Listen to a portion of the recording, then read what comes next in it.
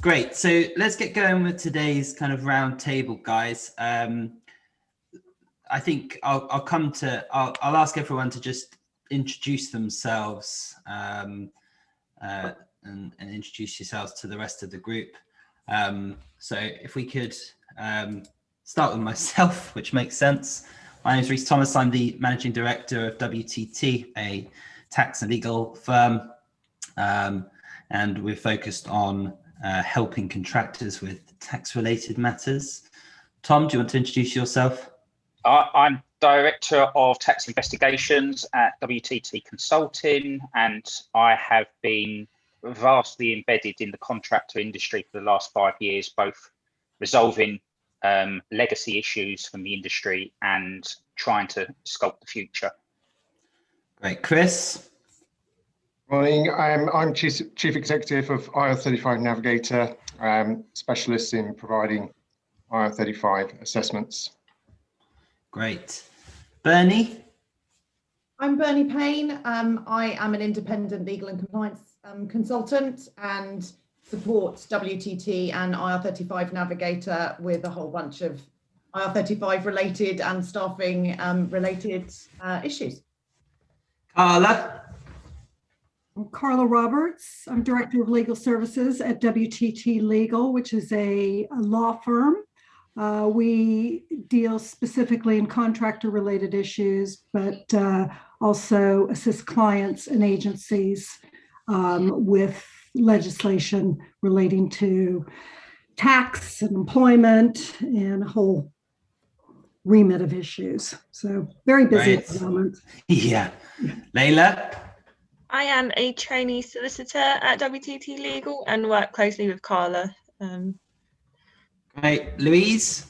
Hiya, I'm Louise Saliba. I'm working alongside Chris in the IR35 Navigator as a client services executive. I'm very new, it's only day 2, so I'm still learning. That's no problem. And Pritida?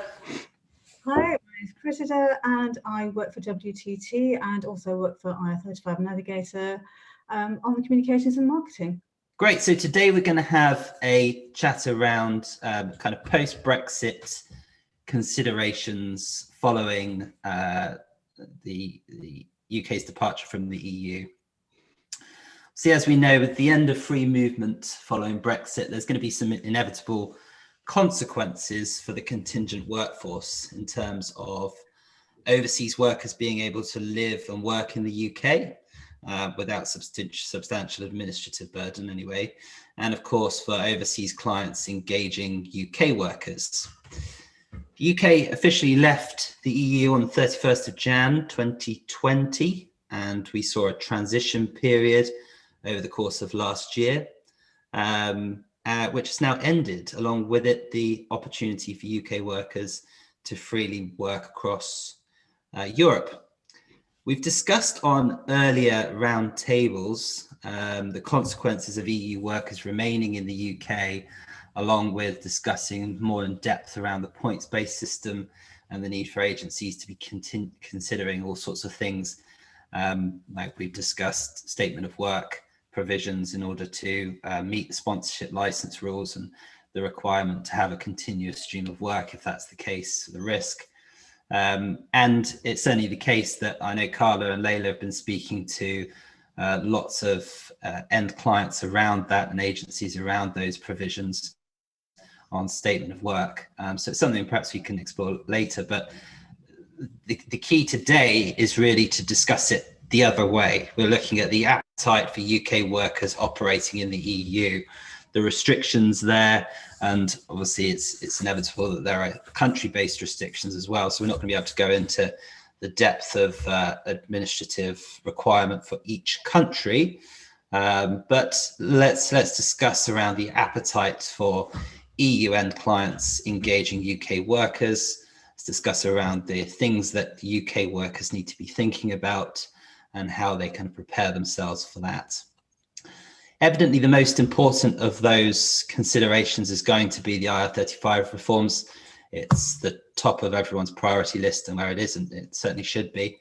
And we know that if your end client is entirely offshore, has no connection to the UK or branches in the UK, then the reforms don't necessarily apply.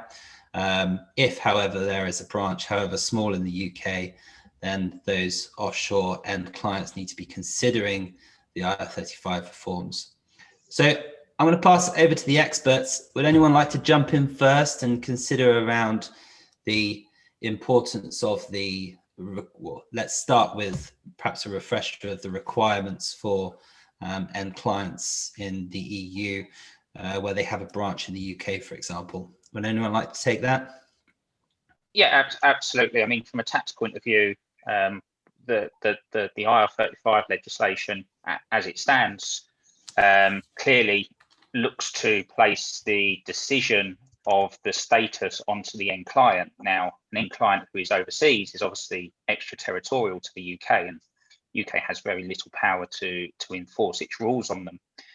Effectively, what that means is that the end client has no obligations under IR35, but that doesn't mean that IR35 doesn't apply. We simply fall back to the old rules of the PSC being the one who's obligated to make the status determination. So effectively, we have the status quo in terms of the status determination. There is a couple of things of interest to note, though, whether an end client is wholly overseas. Now, wholly overseas means they have no connection to the UK. So that means they don't operate a branch in the UK. They don't operate an office. Essentially, they don't have a permanent establishment, warehouse facilities, factories, that sort of thing. So although it's easy to say that, okay, as an end client, all of our staff are overseas, you can have connections to the UK through agents who, say, market your business. You could have a marketer, someone who works in marketing, sits in the UK, and therefore they would be an agent of your business and you'd have a permanent establishment. So it's quite key for end clients who are engaging UK PSCs to understand whether they have a UK obligation. I think Bernie's taken herself off mute, ready to come in here. Well, I was just going to say, particularly for the oil and gas market, everything that Tom is saying is true, but also, the UK's jurisdiction extends past its land mass. So, if there are any businesses who operate in the oil and gas industry, for example, and have an offshore installation of any kind within 12 nautical miles of the UK, that is considered a UK permanent establishment as well. Absolutely. I mean, in terms of that prospect, what does that mean if the end client has kind of 10, 20 UK workers working for them over shores? What does that mean for establishment? Well, if they're a contractor, that doesn't necessarily mean they're an agent of the company. So having contractors in the UK itself doesn't create a permanent establishment. It's whether they are workers or agents of the overseas company. So it's, I mean, and clearly permanent establishment is complex. There's teams in HMRC that deal with permanent establishment day in, day out, because it's a complex subject. But ultimately, just because a company's head office or is registered as a company overseas may not take them outside the UK's jurisdiction. Okay. Layla, do you want to further that and go into some more detail around that, or kind of look at the consequences of what that might mean for the industry? Well, clients do need to be careful, because I think what you need to consider is whether or not you do have a branch in the UK. And there's an example that I saw published on one of HMRC's websites where the client was resident outside the UK, but he had a UK branch in the UK before the beginning of the tax year. Also, the agency and the contractor's PSC was not resident in the UK, but the contractor himself was resident in the UK, and that means that the client did have to run the off payroll rules, because the client had that permanent establishment, and even though the contractor's PSC was not resident in the UK, the contractor himself was. So the responsibility would still be on the client to do the status determination. So I think it's important to not only consider whether your you've got a permanent establishment, but also the PSC needs to consider, even if it is a non-UK resident PSC, what the actual residency status of the contractor is. That's a really important point. I think, I mean, you can already see just kind of 10 minutes into the discussion how complex these kind of positions are. We've certainly seen a fair amount of kind of consideration for people wanting to set up a PSC somewhere in the EU but operate from within the UK. And I think we'll start to see, well, I hope we don't see too much of that, because there could be considerations around that of avoidance. But in simple terms, it doesn't appear to work from what you're saying. It doesn't matter if you put a PSC overseas and you're operating in the UK. It just doesn't work. Simple as that. I mean, when you come to looking at the residency of the company, generally you look at where its management and control happens. Now, if you've got a one-man PSC who's, let's say, registered in Bulgaria, very popular at the moment for registering companies, but sits in the UK, controls the company from the UK, makes all the strategic decisions in the UK, which presumably they do unless they're going to Bulgaria week in, week out. They are a UK company for tax purposes, therefore within the scope of the legislation. So you're right. As much as I mean, and I see it quite often. I get the questions very often. What if I set up a company in Ireland? What if I set up a company in Cyprus? What if I set up a company in Bulgaria? Okay, great. But where are you actually controlling that company from? If it's the UK, it's a UK limited company. Yeah, absolutely. So let's further that then and take that into, clearly there's a need, and I know we keep driving at this point, but this need for transparency in the supply chain becomes ever more essential in terms of that, because an end client is going to have to take absolute responsibility for determining all of those things. Do you see that as I guess, too much of a burden for end clients to even consider hiring UK workers now? Do we think that's going to be a big roadblock in people either being not engaged overseas, but also retained overseas? Are we going to start to see that being restricted post-April? Chris, do you have any thoughts on that?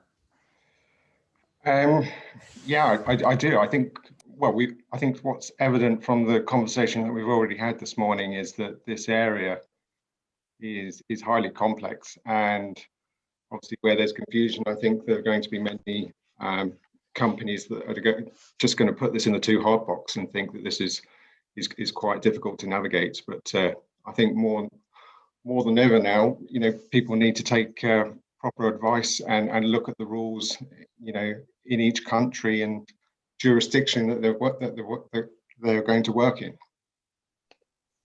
The danger for me is that someone engages with an offshore company and they are a UK PSC, that they think IR35 doesn't apply to them, and that's just simply not the case. IR35 applies today as much as it did back in April 2000. IR35 isn't something that's new from the 6th of April. All it means is that the status determination or the liability for making a status determination sits with another party. If that party is not UK, it just falls back to the PSC to make that status determination, and they need to be very, very aware of that. It is no good to just say, I believe I'm outside IR35. If you cannot show that you've done proper assessment of your status, if you cannot show that you have taken care in coming to that decision, and most of all, you can't show that your working practices and the contract supports that outside IR35 determination, you are going to be hit with a massive tax bill. And we know from the budget yesterday that HMRC are going to invest in compliance, and they're going to invest in IR35 compliance because, quite frankly, it's a hotbed. I mean, I know Chris was on a webinar with HMRC last week where they demonstrated the kind of liability that can be built up in a PSC, and it's astronomical. It's astronomical. So, just thinking that because I'm working for an outside UK company, therefore it's down to me and I'm going to take a risky approach of just saying I am outside IR35. It's dangerous ground. Furthering that, then I was going to come on to whose responsibility is it to have these discussions on the supply chain? Obviously, we're going to see agencies being in the middle. We're going to see end clients engaging workers directly. We're going to see people operating through PSCs, exactly as you say, Tom, saying, well, come 6th of April, I don't have any liability anymore. My end client doesn't appear to be really looking at this. I'm just going to sit back and be quiet. Is that the right way to, is there a case for saying that that's the right way to go? Is there a case for saying that the PSC should just ignore it and assume that the end client has done their job in assessing the situation? Or do you think they should be having those discussions with the end client? Well, they absolutely be having those discussions, because we discussed this, I think it was last week or the week before, where very quickly we demonstrated, Bernie demonstrated with some figures that the liability in the fee payer can very quickly, over 18 months, roll up to £1 million plus. Now, if that causes that company to liquidate, the liability falls back down the chain. So it falls to agencies, it falls to PSCs if those companies fold. So it's no good saying, I don't have to worry about it because it's not me that the liability comes on. You very quickly, I mean, we're talking about one contractor here. You start talking about, 60 contractors to 100 contractors with that end client. You can be talking multi-million pounds within 18 months, and that will collapse most businesses. Therefore, the liability will fall back, and people are going to get caught by that. Yeah, absolutely agree. With that in mind, then, and looking at liabilities passing down the chain, Carla, are you seeing anything in kind of revised contract terms and indemnity provisions to restrict that, to restrict any changes to IR35 having a negative impact on end clients, particularly those operating overseas? Yeah, absolutely. We're seeing indemnities being flowed down, despite the fact that the liability rests with the end client. They're still going to have contractual indemnities. And we've had quite a few contractors resist this, saying, hey, the legislation's changed. I shouldn't be responsible for this. So we are modifying some of those indemnities to state that the indemnity won't apply to the extent that the contractor is not responsible for the acts or omissions, or actually that if the contractor is responsible, then they will indemnify. But otherwise, they won't indemnify if the client hasn't used reasonable care or the agency hasn't fulfilled their duties. So that's exactly reflective of the legislation, isn't it? So yeah, that's the way it should be. Absolutely. So we are narrowing the scope of some of those indemnities because, quite frankly, it isn't fair to flow down that liability when statutorily, it sits with someone else. But that's true with all legislation. That contractually, you can make separate arrangements for who's responsible. We still see that kind of, condescending is the wrong word, but that approach of a take it or leave it situation, kind of where you're lucky to be in a job, so you'll accept whatever we give you, kind of thing. And that's been relevant of this market for a long time. Obviously, the end client holds the power. Do we think that these kind of changes really allow the end client to capitalize on that power and say, well, now we've got a business case to raise those indemnities. Now we've got a business case to actually back ourselves up on our position of saying take it or leave it because the risk is too high? I think so. I think that there's even more kind of impetus on the end clients to say, well, we'll find someone else. And I'm starting to see that a little bit more. Chris, I'm sure you've had experience of that with working in the kind of in the supply chain. You've seen those kind of take it or leave it positions. Are they becoming more aggressive in that stance? Yes, definitely. I think it comes down to two things. You've got the whole sort of supply and demand situation, and of course, COVID and Brexit have sort of added to the mix of that. So with everything going on, it really comes down to, you know, where the resources are, and clearly if there's a glut of contractors that are available for positions, then you've got some fairly bullish clients that are sort of dictating the terms and saying, you know, if you want the gig, this is how it's going to operate. But then, of course, in other situations that, you know, where you've got some highly technical roles that, you know, a very sort of narrow skill set, and then I think there is still scope where the, if you like, the contractor has the upper hand and is able to sort of negotiate a higher rate. Certainly from, if I put my umbrella hat on for a second, yeah, we've certainly seen situations where clients have been accommodating with the changes to say, look, we understand what's going on, and you know, we want to keep you in a fairly sort of neutral position from a take-home pay perspective, so we're going to increase your day rate. So I think it works both ways. We're clearly going to be in a state of confusion over the next few weeks, months, but I guess, you know, once we start coming out of the COVID situation and we've got past this 6th of April deadline that everyone's been talking about as far as IR35 reforms, I think once it starts to settle down, hopefully we'll see some normality come back, and that there'll be clients that will realise that their projects aren't being delivered on time, and eventually we'll see some rate increases coming into play, and you know, people acting responsibly. Yeah, I'd hope so.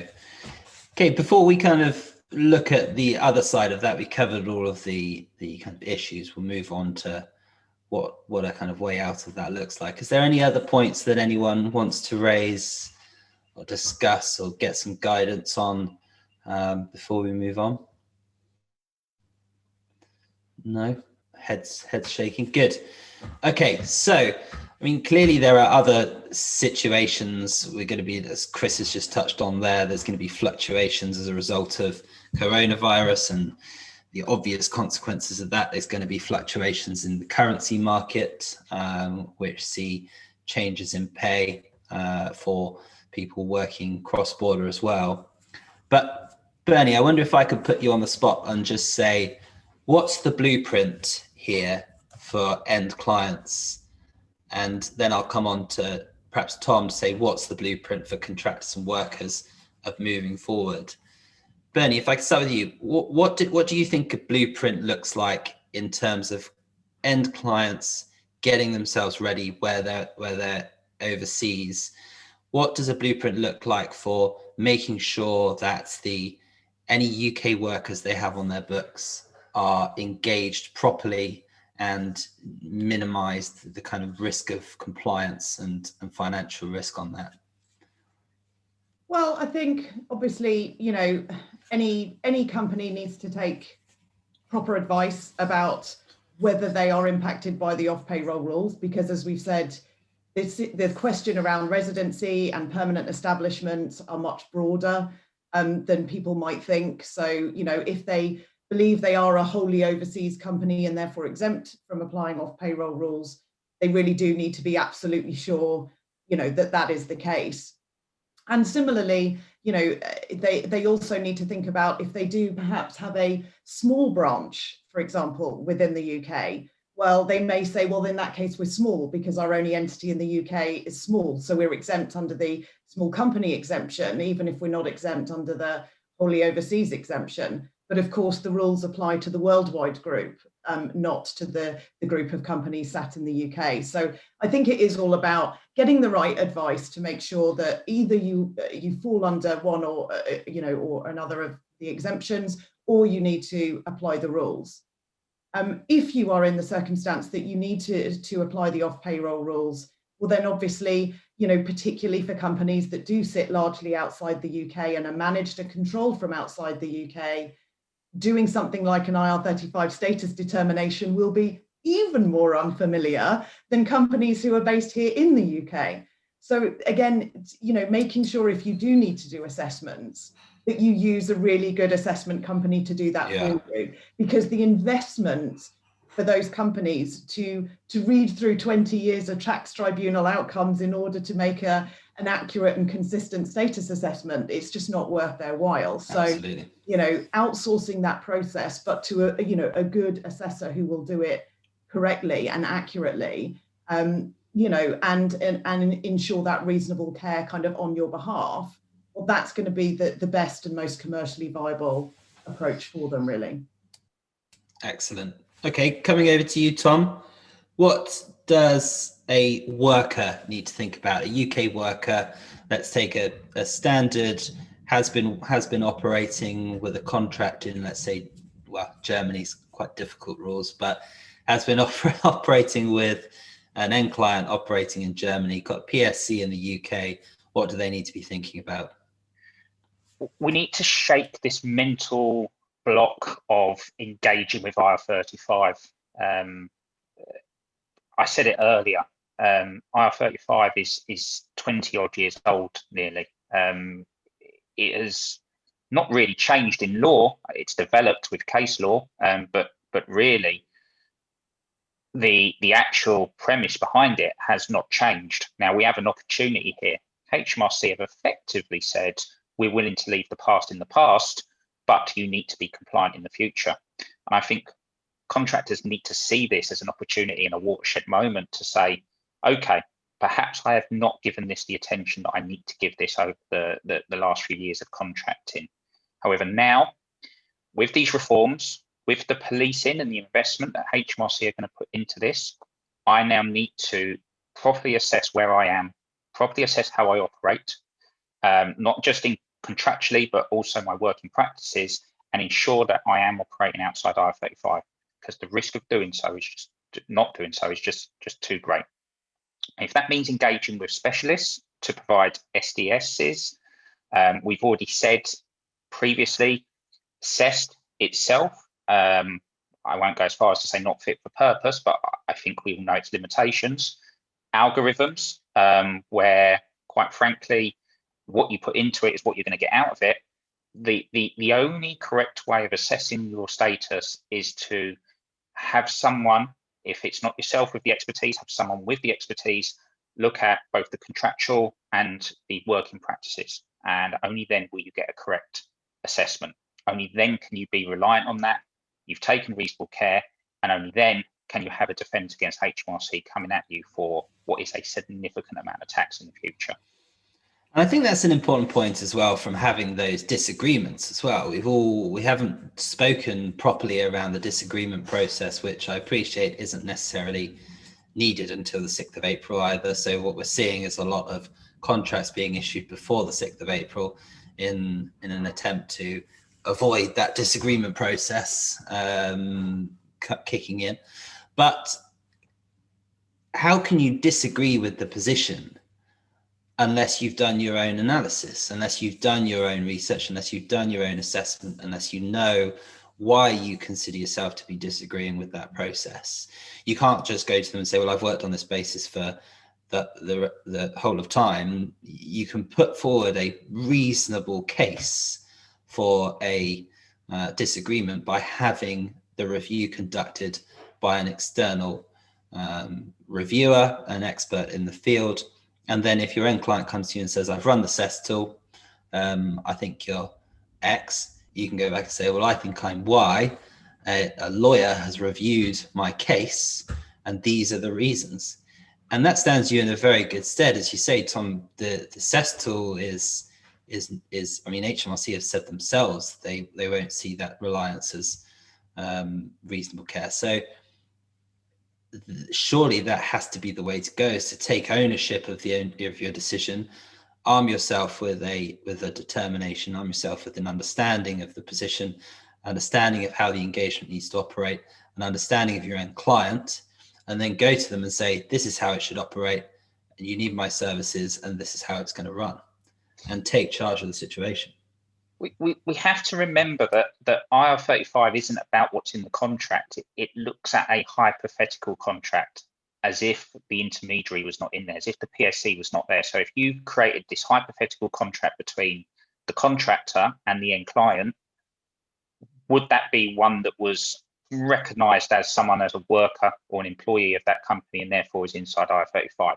And the whole point is to disregard what's in the written contract, because if it's not what the actual working practices are, then clearly the hypothetical contract would be written differently and you're inside IR35. So exactly what you're saying there, you have to go beyond what the written agreement is and actually what the working practices are. And that's not to say that once you've got this, hang on a minute, my working practices show that I'm inside IR35, therefore, I'm going to suffer this drop in pay. That's not the mentality. The mentality should be, okay, what do I need to change then makes me compliant to be outside IR35? Because that's where you will actually begin to operate in the way that makes you safe, that makes you compliant, and gives you a defence against HMRC challenging it in the future. Yeah, absolutely. Where do we think that agencies fit into this scope? Obviously, there are situations where agencies here in the UK have link-ups with overseas workers and are operating in that space. Can anyone kind of point to the responsibilities of a UK agency using UK employers, UK workers, sorry, to, for example, place them in a German end client?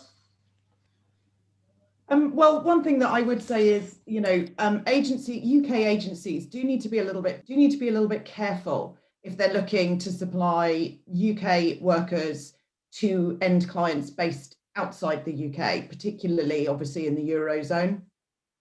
One, because obviously there are some countries that have national laws that restrict the ability for recruitment agencies to operate in their country. So a perfect example is Switzerland. You have to have a recruitment license to do any recruitment within Switzerland, and you have to be registered in Switzerland to do that. So agencies can't make placements for Swiss clients, for example, without getting that license, and they can't get that license unless they're incorporated in Switzerland. So they do need to, make sure that they're aware of national laws around whether they can even operate, even if they can supply services to clients, whether temp or perm. And if they aren't familiar, they need to get familiar. And then obviously for, even if they can, supply their services as an agency, then obviously they need to think about how that's going to work in terms of where the contractor is going to be based. Obviously, at the moment, we have, very strict travel restrictions because of COVID. But if you are in a situation once the world opens up again, where you have contractors who are delivering some of the services in the UK, but some of the services in the country of the client, because they need to be there. Well, then what does that mean in terms of visas? What does that mean in terms of tax and social security? It's amazing, really, how restrictive all of this is on just doing proper business. It's absolutely amazing when you bring in all these considerations, particularly around, clearly IR35 has a big impact on business in the UK alone, but also business overseas. It's madness. It's really disappointing to see. I think we've covered that one pretty neatly. I mean, does anyone else have any further points to add before I come on to our final kind of questions, which I'll ask each of you? I was just going to say that I think Brexit has had quite an impact on agencies parachuting contractors into the EU. For years, UK contractors have worked in the EU, but I think there'll be even more restrictions now in terms of limiting any placements to 12 months and ensuring that they are independent professionals. I mean, Germany, for example, have always required that any contractors are working on a freelance basis. So really, on a genuine outsource basis on an SOW. So I think the trend will be much more towards that way of working in the future, and especially under the TCA agreement under Brexit. So we're going to see quite a few changes in that respect. Interesting. Okay, I think we can wrap that up there. I'll ask each of you in turn whether you do think that it's overwhelmingly cumbersome and what your predictions are on the market. Carla, you've probably given us your predictions ahead of time there, which is great. I mean, Chris, what do you think? You mentioned earlier in the session that you think that it is restrictive. Do you think that we're going to see a kind of end to overseas working? Do you think UK workers are going to have to rely solely on UK roles? Perhaps in the short term, and particularly as Bernie said, mentioning about just the situations we have at the moment with travel restrictions around coronavirus. I think there's going to be a lot of short-term confusion. It's going to no doubt take probably the rest of this year to really start to see how things how the future is going to sort of be as far as overseas working is concerned. Bernie, same question to you. Well, I mean, just because I like to be a bit of an optimist, although I do completely agree, I think it is overly onerous, overly cumbersome. I do think UK-based workers are at a particular disadvantage because of Brexit, etc. But one of the things that I would say is, an upside, if you like, of all of the restrictions with regards to COVID is lots of businesses in all countries, obviously not just the UK, understanding that fully remote working can work and work well, and the job can still be done. And I think that is, that's the small potential sort of shining light with regards to, overseas clients engaging UK-based workers. If it is the type of role that can be fully remote, then there is absolutely no reason why they wouldn't be able, to engage with contractors, in that way, even with the COVID restrictions. And even once COVID restrictions are lifted, if that nature, the way that people work in the future has irrevocably changed to a greater or lesser degree, I think that does potentially bode well. The only other thing that I would say is, of course, you do still have what we call frontier workers. Now, obviously, they will be restricted by COVID at the moment, but as and when that sort of sorts itself out, the frontier workers are protected under the withdrawal agreement. So individuals who work primarily in the UK but regularly travel to an EU country in order to perform services for clients, their rights as a frontier worker will be protected, as will their tax and social security position. So that is an advantage as well. So there is something to be said that there are some opportunities, but there's no doubt that they will be more limited, certainly. Excellent. Carla, did you have anything you wanted to add to your previous points? Just to say that I think at the end of the day, if a EU company needs certain skills, they're going to look to the UK. Yeah. So I think, once the dust settles, it'll be business as usual. Layla and I have had a few inquiries from EU clients just asking about their obligations under off payroll. And as soon as they found out that, they were exempt, business as usual. So I really I think, it's a lot of, concern at the moment about getting their heads around the legislation.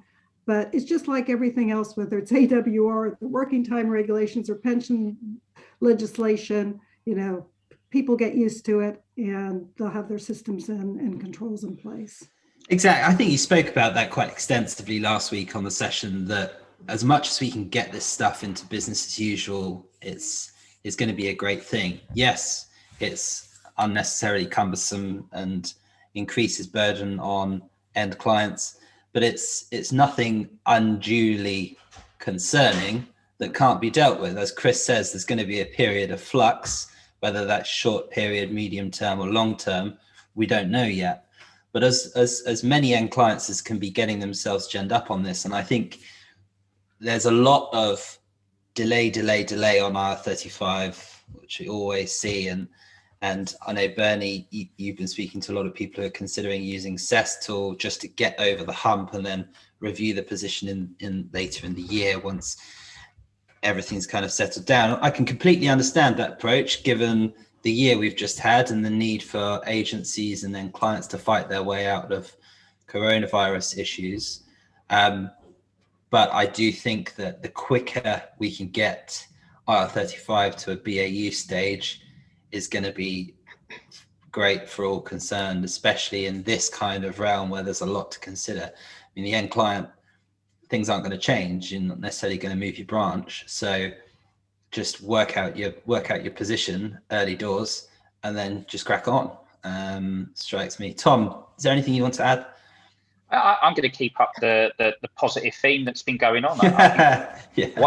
One person's threat is another's opportunity, and there is an abundance of contracting talent in the UK, and they are not willing to engage with UK end clients who are blanket banning and taking risk-averse approaches and treating them unfairly. So as an overseas company, if you can get your head around the compliance structure and ensure that you're working in a compliant way, there is contracting talent that wants to work for you. Yeah. Take the opportunity. Yeah, absolutely. Layla, are you going to carry on the optimism? Well, I wanted to just touch again on the remote working that Bernie was talking about. I've spoken to a few clients who've said, well, their end client have now said, you know, I do want you, but you can work wherever you want. So we are seeing clients saying, actually, I might want to move somewhere else and just do remote working from there, somewhere else in the EU. But I think that brings us back to where we started, talking about choosing where your PSC is or where your residency is, and being careful of what the rules are and the tax rules are for you, even though you can choose where you are going to work in the EU. Excellent. Okay, well, I think we can wind that up there unless anyone has any burning points they want to raise before we leave it. I think next week we'll be discussing changes to the budget. So we've got a lot to discuss there once we've all digested it a little bit more and read through the pages and pages of information. So until next week, thank you all for attending. It's lovely to see you all, and we'll speak